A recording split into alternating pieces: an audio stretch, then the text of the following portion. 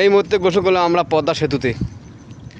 এই যে পদ্মা সেতুর নতুন ব্রিজ দেখাইতেছি, আমরা একটু পাশে ছড়ায় গোসল করলাম। আহ, এই যে আমার সাদি ভাই এখনো গোসল করে উঠলো। ড্রেস চেঞ্জ করলাম। আহা, ড্রেস চেঞ্জ করলেন অনেক। এই যে দেখলেন এক সাদি ভাই আমার নৌকায় চড়ি গেল। আহা হা, নৌকা কি করতেছেন? মাঝি হবেন নাকি? চেষ্টা করবে। এ দাদা ভাই তো মাঝি হতে চাই রে, সর্বনাশ। চলো তো আমার বাড়িতে না, মাঝি কি থাক, পয়সা কামাই করুক। আহা, এই যে পদ্মা সেতু চলে গেল, এই যে দূর দূরে নদী দেখা যাচ্ছে, এই পুরো পদ্মা সেতু।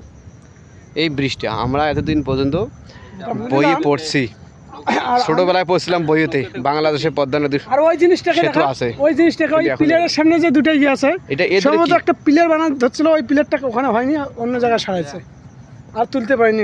এটা দেখতে হবে তো, ভালো করে দেখাইতে হবে তো, দাম জনতাকে দর্শককে দেখাইতে হবে তো। মানে পিলার একটা নর্মাল ছিল। এটা তো আর জুম করা যাইতেছে না, তাহলে কি করে দেখবো? বুঝবে, নিজে থেকে পিছন থেকেই করো, বুঝছেন? এখন পিছন থেকে করবো।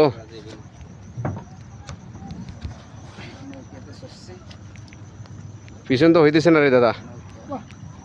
একদম গাড়ি গাড়ি নিয়ে চলে আসলো আমাদের শালা। হুম, বুকাচ্ছে দাকে ফোন কর না, গাড়ি নিয়ে আসতে বল না।